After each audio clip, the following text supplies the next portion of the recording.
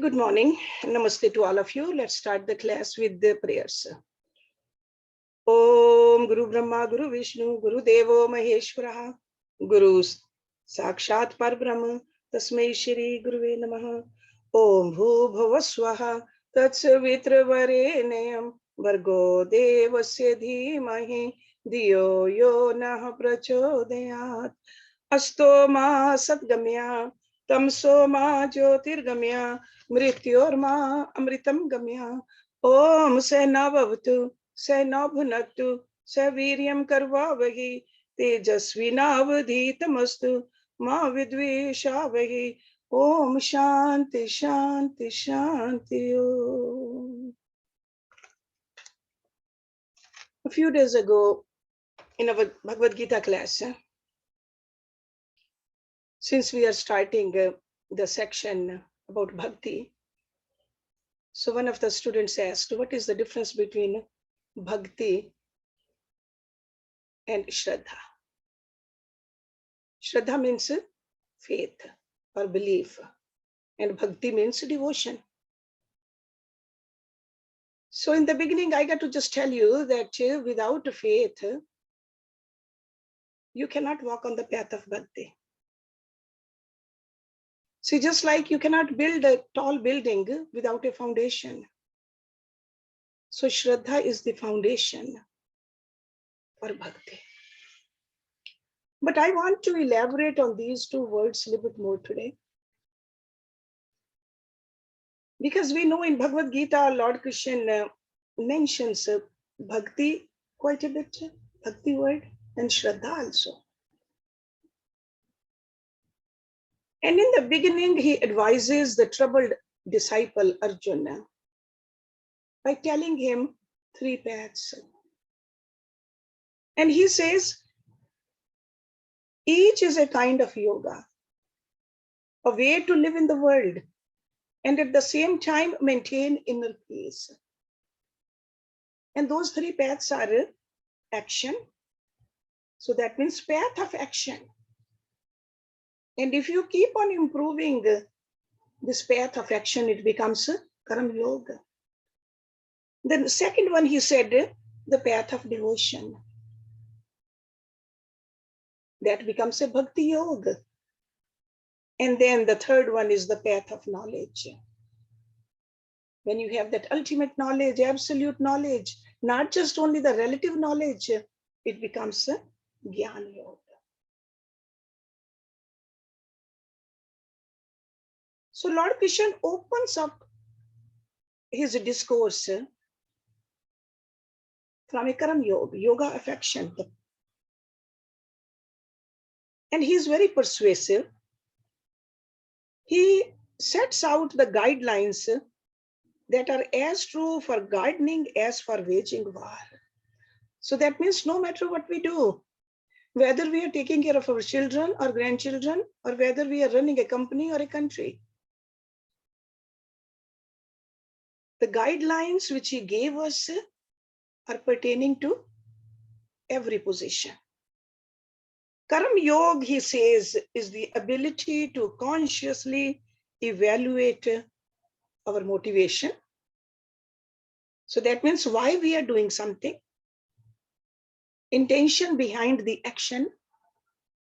And then he says, act with the skill and determination, and yet not to be attached to the outcome of the action. This is how he explained the Karma Yoga to us. But in chapter 7 to 12 of Gita,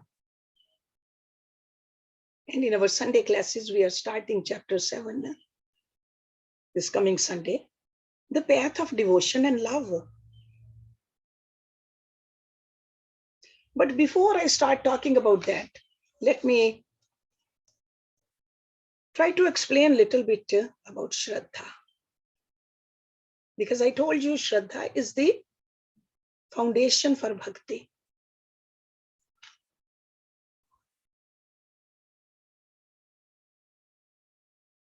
Adi Shankaracharya ji He said, Shraddha is the prerequisite for sadhana. And he defined Shraddha as a Guru Vedant Vakyeshu Drid Vishwasa Shraddha. This is the definition of a Shraddha. So that means Shraddha means full of faith in the words of the scriptures, primary scriptures, Vedas, and the Guru. So that really means an absence of doubts and arguments.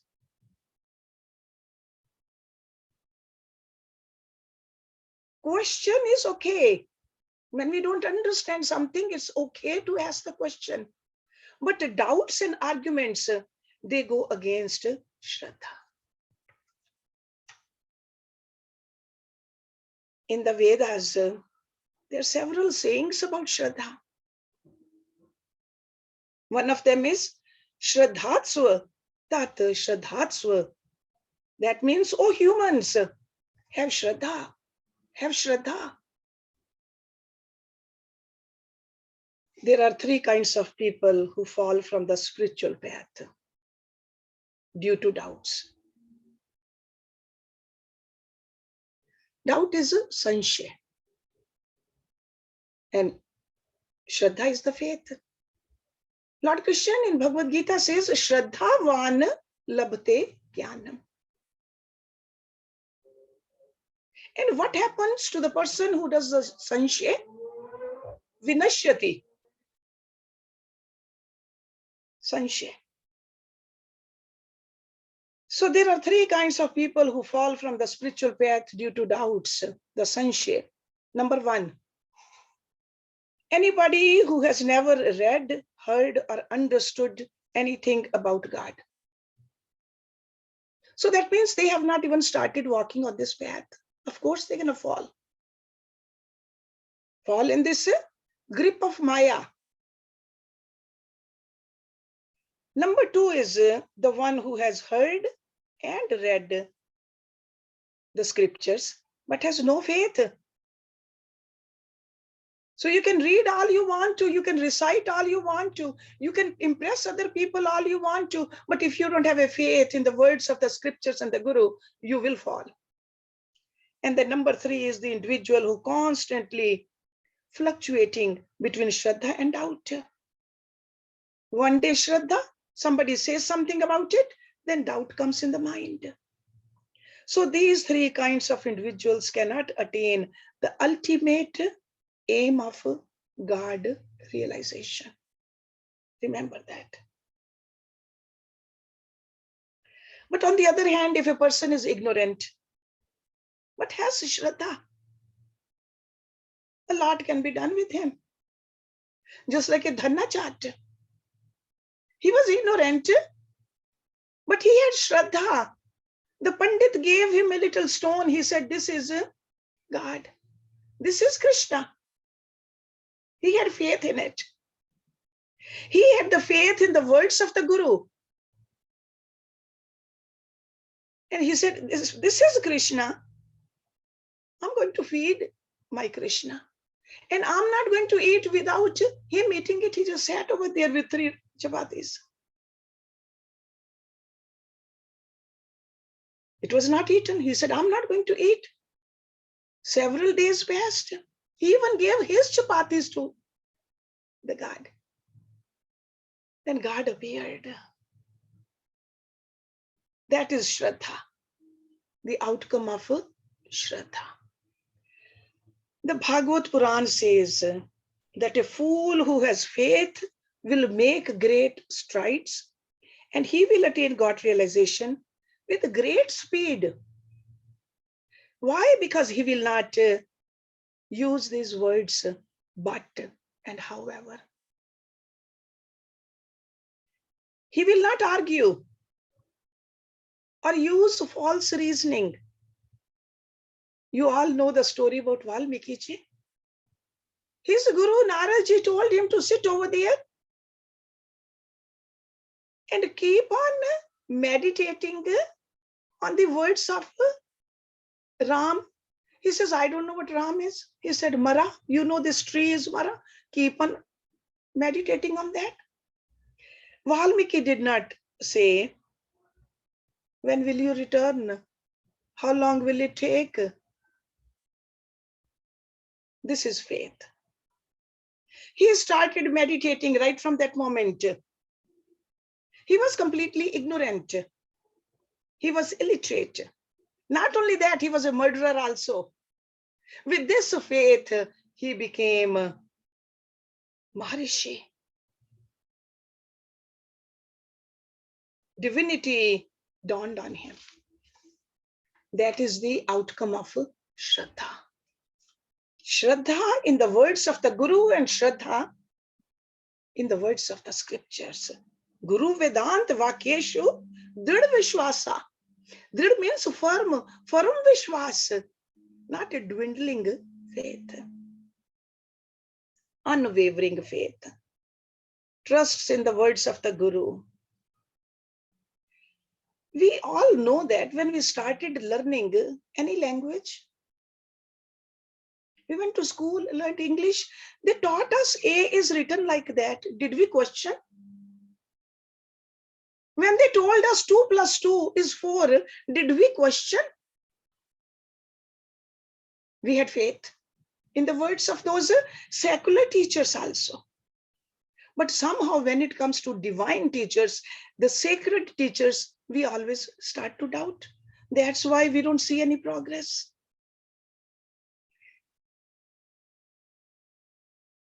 When doctor tells us, if we have some kind of a ailment, take this medicine. Do we doubt? We have a faith in it.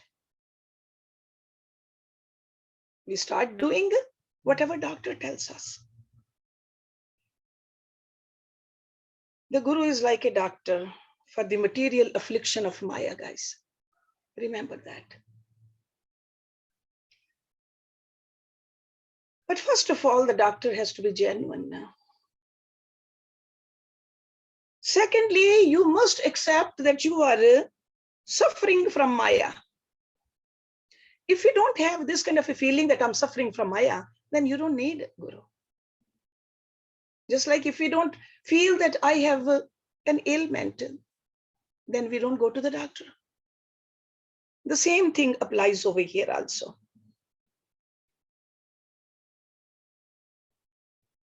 Sometimes in our countless lifetimes, we have met true saints. Even in this lifetime, we have met true saints. We did appreciate them, bowed in front of them also, listened to their lectures also, nodded our heads in appreciation also. But we did not move forward because we remained attached to the physical part of this existence. Our relatives, our children, our wealth, our education. We did not put the teachings of our gurus in practice. That's the reason there's no progress. And the reason we did not put it into practice because there's not faith, lack of faith.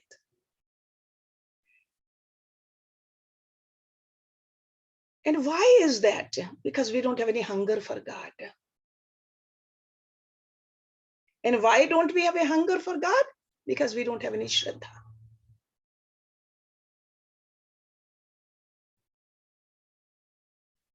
Actually, even in this world also, I mean, in the divine realm, sure, we need Shraddha. But even in this world, we need Shraddha. If you don't have faith in the worldly people, faith in the pilot who's flying the plane, faith in the person who is standing behind that window to take your money at the bank, we cannot survive. We don't say that give me the receipt first, then I'll give you the dollars to deposit in my account. You have a faith. You give the check and the money, and you have a faith that it will go into your account.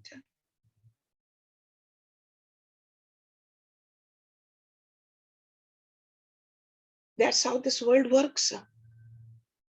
Without Shraddha, you couldn't have gotten education, gotten treatment from a doctor, or get any kind of office work done. So you have faith in the world, and as a result of that faith, you attain success. So in the spiritual area, why do we think we need to act opposite? Some people say, oh God, first bestow your grace, then I shall surrender. It doesn't work that way. We did not get the degree first and then studied. You cannot cut the crop before you plant the seeds. So that's why this faith is important. Lord Krishna in Bhagavad Gita says, Mam Sharanam Vrajya. Surrender yourself fully. He says, then you see how I grace you. That is faith. So Shraddha is the first and the foremost thing in every religion. Utmost importance is given. But I wonder if there's anything that can be done for the one who lacks Shraddha. So how do we cultivate this Shraddha if this is so important? And if somebody doesn't have this Shraddha? Ved Vyasji in Bhagavad Purana wrote in a verse, Satam prasanna mam variha samvidho bhavanti harit karuna asme katha. If you have no Shraddha, you can develop it, he says, by associating with a genuine saint. You can catch it. But it has to be a genuine saint, not someone who merely calls himself a saint. It has to be one who has a complete knowledge of the Vedas and the Shastras and has attained divine love. But there's no cure for someone who's determined not to associate with saintly saints. And why don't we want to associate with the saintly sages? Because of our own arrogance. What can they teach us? We always try to find faults in them also.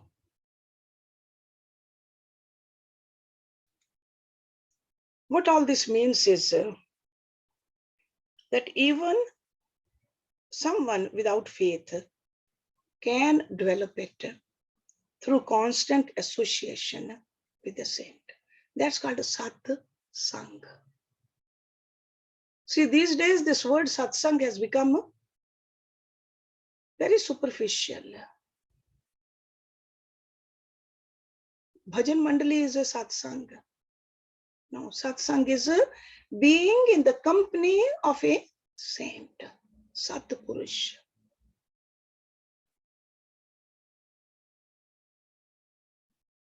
And always remember, this faith does not get developed in one day.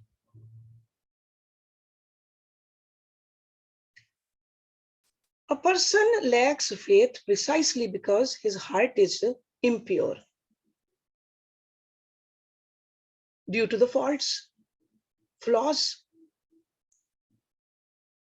Kam, Krodh, Lobh, Moh, Ahankar, all of that.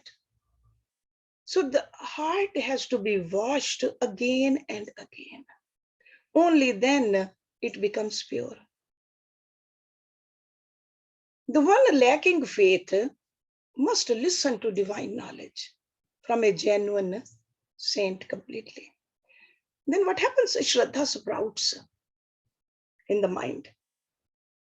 Then you practice devotion with the guidance of that guru or the saint with faith. Heart will become more and more purified.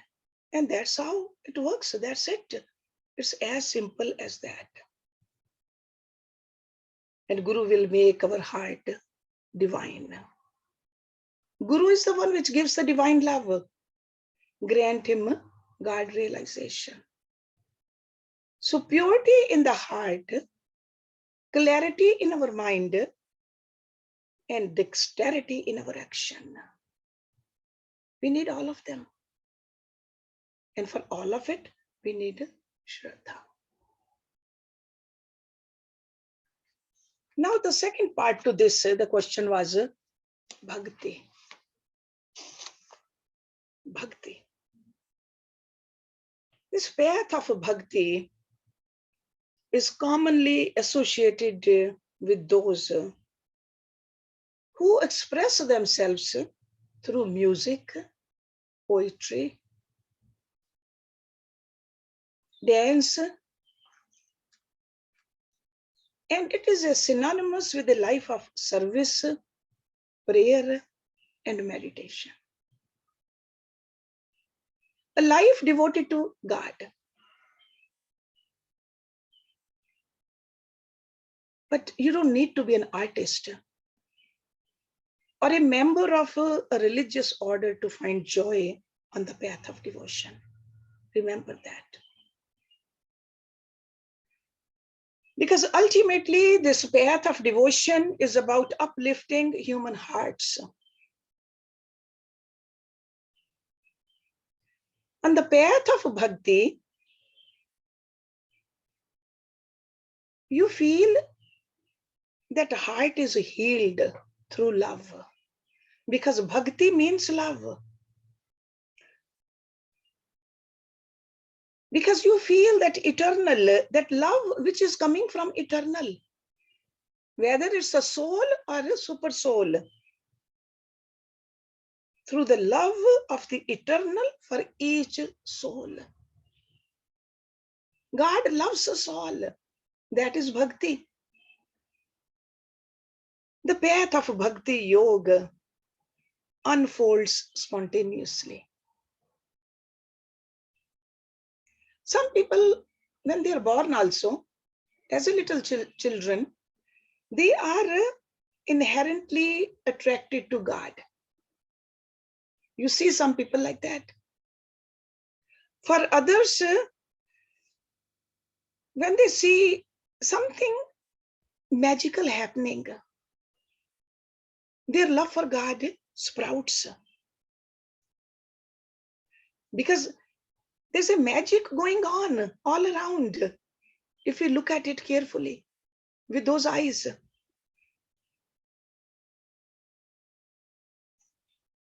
As practitioners,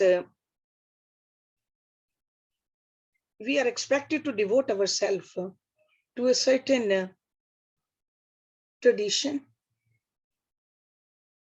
certain form of God on the path of bhakti. Path of devotion begins with a shift in our perspective. That's the path of devotion. When Lord Krishna says, he talks about the path of devotion, he is no longer talking from in the third person. In chapter 9, verse number 29, what does he say? Samo aham sarvabhuteshu na dvesho asti na priya. Ye bhajanti tu mam bhaktya mei teteshu cha apyam. He says, I am the same to all beings. And my love is ever the same. That is divine love. See, worldly love, we love our children more than our neighbor's children. But God says, I am the same to all beings, and my love is ever the same. But those who worship me with devotion, they are in me and I am in them. So that means a union has happened. No separation. So verses like these, when we are studying Bhagavad Gita, you will see that they resound throughout these chapters, the middle chapters of Bhagavad Gita.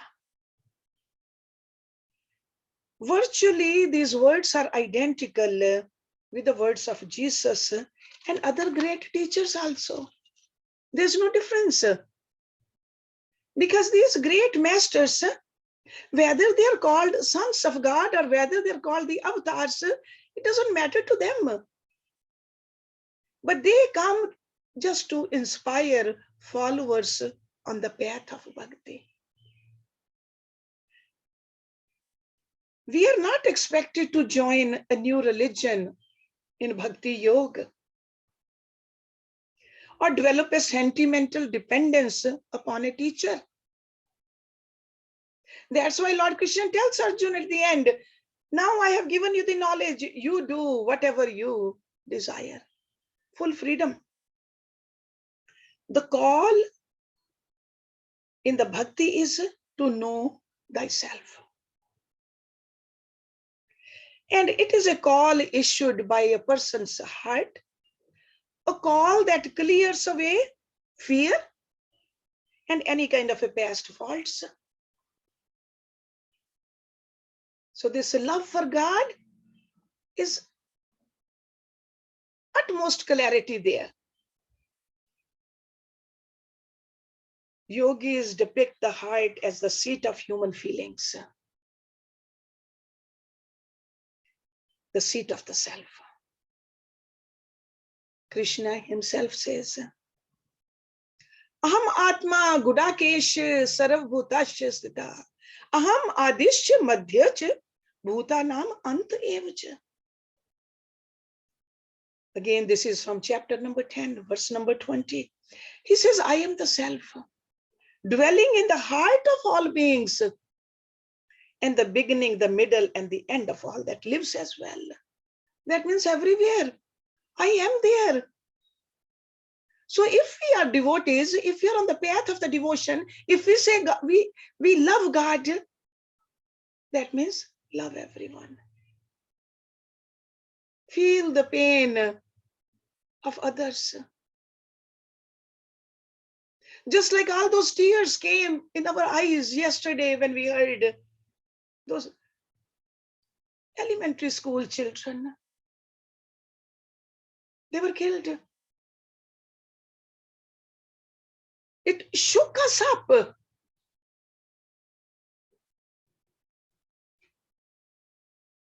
We feel their pain, the parents' pain, the pain of the children. We are all one.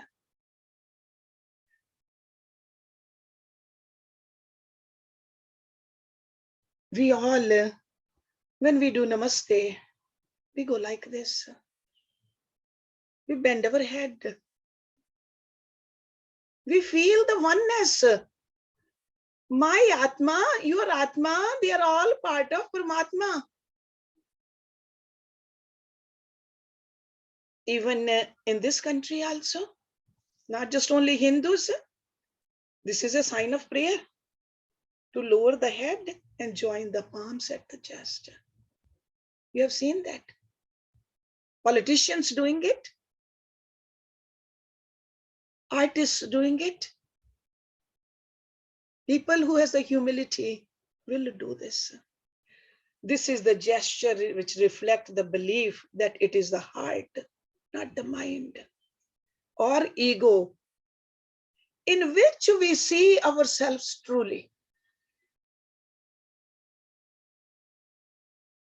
Meditators find that the mind and heart are not really so opposed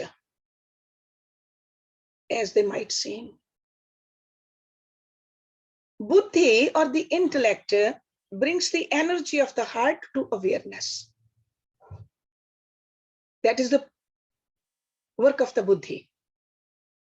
So Buddhi brings the energy of the heart to awareness. We awaken it by quietening our senses and lower mind through prayers and meditation.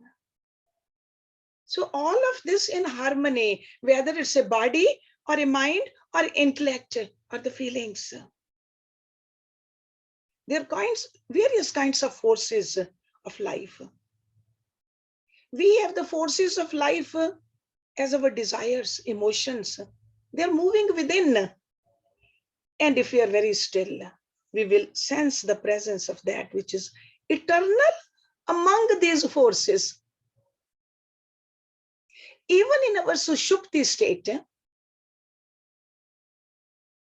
that means that dreamless state,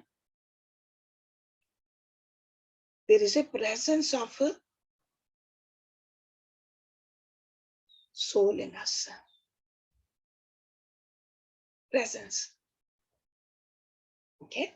And it's definitely we feel it during our meditation, and we should feel it during our prayers. Sometimes the mixture of these energies in our heart can be confusing, because there could be attempts of the ego to secure itself. Ego doesn't want to get dissolved. Sometimes there are some fancies of the moments, but then there are always spiritual experience and aspirations. And we need to, this is the sadhana, we need to sort through these various energies. And it's not always easy to know the difference between truth and attachment, between devotion and dependence. This clarity we should have.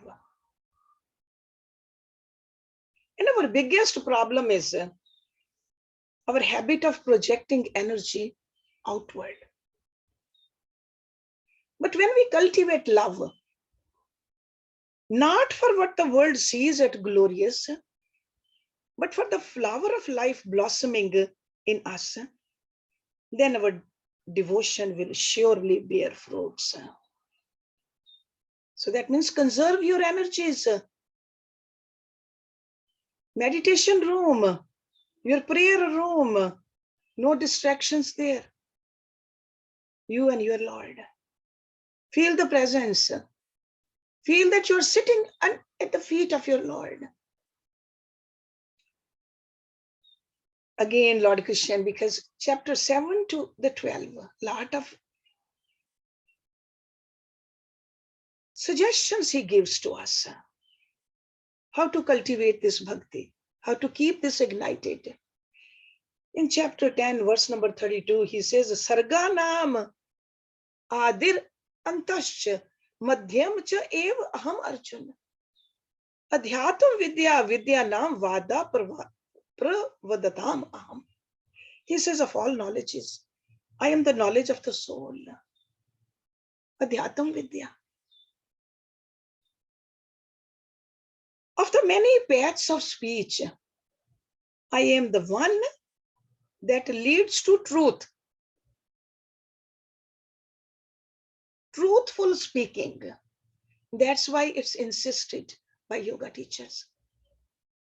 Satyamavad. Dharmamachar. Very common saying. According to Bhagavad Gita, the way for the human heart to meet its inner well springs is to calm all those strong urges and unproductive emotional attachments. Then devotion, this love for God, it floods through us. It's like an inner fire of the consciousness gets ignited. And this is the state which is the pinnacle of devotional experience. So that means you are not wasting your energy. All those energies are moving towards the right place.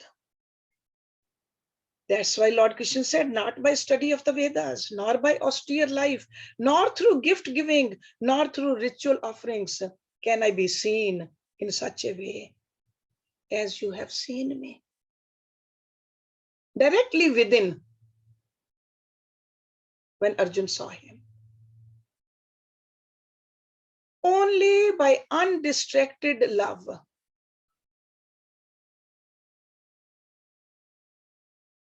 we can see him. And these are his words. He says, only by undistracted love can men see me. He said, not only see me, know me, and enter into me.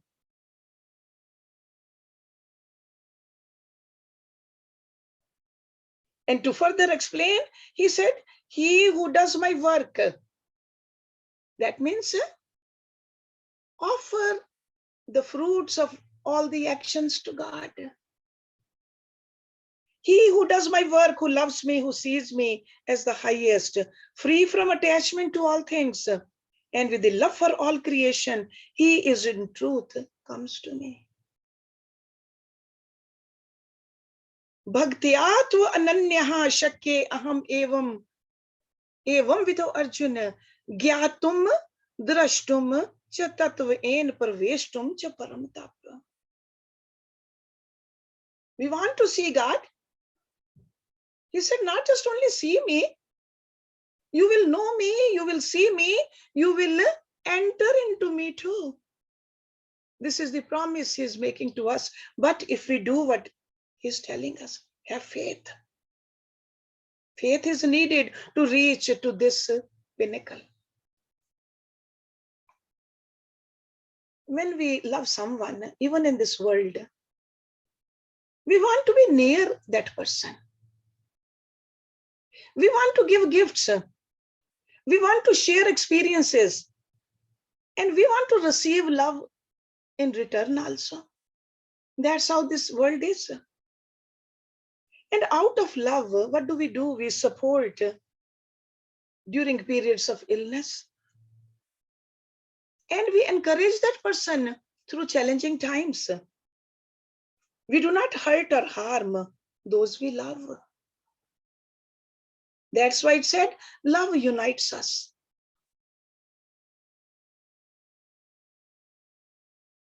But why does love compel us to behave like this? What is it about love that is so transforming? There's no answer to that question. It is simply love's nature. Love's nature is giving. Love's nature is receiving, sharing, and uniting. That's what love is. That's why Lord Krishna said, give me your mind. Give me your heart. Give me your offerings and your adoration. And what will happen? With this kind of a harmony, when you make me as your supreme goal, you will in truth come to me. But how do we do this? How can we give everything to God? How do we do this in the middle of life's busy affairs? We think we are so busy. We think we don't have anything. If we give everything to God, what will I have to eat? How will I pay the bills? How can I give everything? Lord Krishna, in a beautiful verse, chapter 9. So you have all studied this. I'm just only going back to what you already know. Verse number 26. He says, Patram pushpam phalam toyam yo me bhaktya prayachati. Tad aham bhakti upritam ashnami prit atmana. He says, with devotion, if you offer me a leaf, patram, a leaf, do we do that? Every day, do you offer something to God? Patra, pushpam, a flower. He doesn't say expensive flower bouquets, a small flower. A fruit, Or even a little water. If somebody doesn't have the fruit or the flower or the leaf, water we all have, do we offer it to God? That offering of devotion, he says, Ashnami prat atmanam, I accept. I accept. Who is pure? If there is some kind of ulterior motive, no. Purity of the heart has to be there. That is the condition. It's just like if somebody offers you some food, plate is dirty, will you eat it? Spoon is dirty, will you eat it? No. We are offering it on the platter of our heart to him. He says it has to be pure. Then I eat it, I accept it. Then he says, see, all the answers are embedded in Bhagavad Gita. Not even embedded, they come out actually. They are sprouting out. Because sometimes we think that we are too busy to do the prayers, sit in the prayer room for that long. He says, Yat karoshi, yat ashnasi, yat chuhoshi, dadasi yat tapasyasi konti tat kurushva mad arpanam. Whatever you do, whatever you eat, whatever you offer, whatever you give, whatever austerities you perform, Arjuna, do it as an offering to me. So do not forget God at any time. If you're doing a simple yogic exercise or any exercise, walking outside also, cooking, cleaning, think that you are doing it for God. Because if God is everywhere, why not remember God all the time? Doing it for God. That's the only way we can be certain that we can keep on getting free from the bonds of karmas, from the bondage of the good and evil. Because otherwise, good actions, they bind us. Bad actions, sure, they bind us too. Over here, he is teaching us, verse by verse, how to free yourself. And this is the core of the Bhakti path, guys. With hands and mind, we pursue life. But with our hearts, we pursue God. Remember that.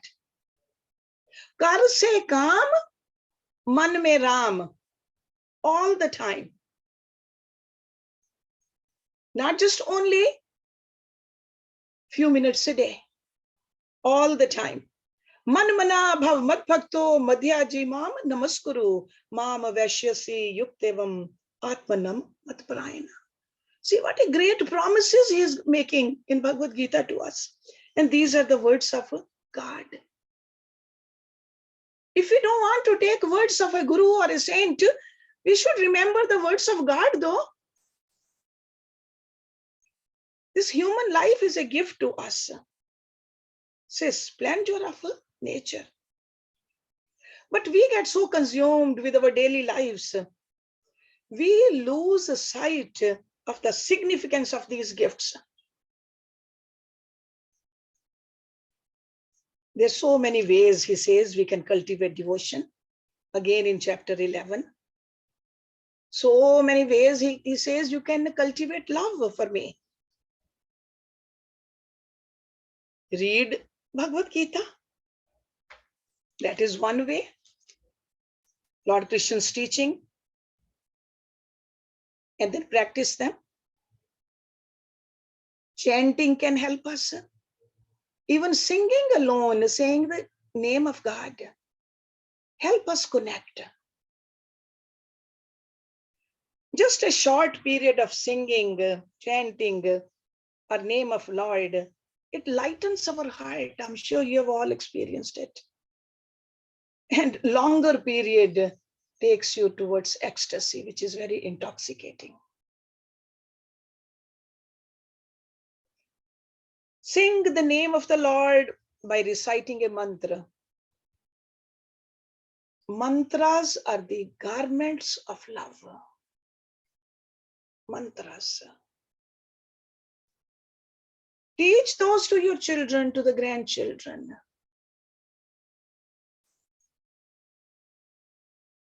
Finally, bhakti is a path of goodwill. With love in our heart, it is possible to see beyond the faults and judgment which often color our vision. Bhakti clarifies this life for us. What do we need to do? What we need to ignore? Where are we going? Is our heart pure or not? We can even think about the great devotees of the past. Meera, Shabri, Sant Kabir, Sant Tulsidas, and I'm sure your own traditions, you have many, many names. I sure do. My own Guruji has written several books. Out of those books, 2 books, Anugrah Kand and Vinay Kand. It's just like a full of bhakti. Every line is just love for God is pouring out, oozing out. So whatever you study, whatever you read, remember that faith has to be part and parcel of it. And love for God while doing all your duties. I would like to stop it here. Om Purnamada Purnamidam Purnat Purnamudachyate Purnasya Purnamadaya Purnameva Visheshyate. Om Shanti Shanti Shanti Om. Thank you very much for coming.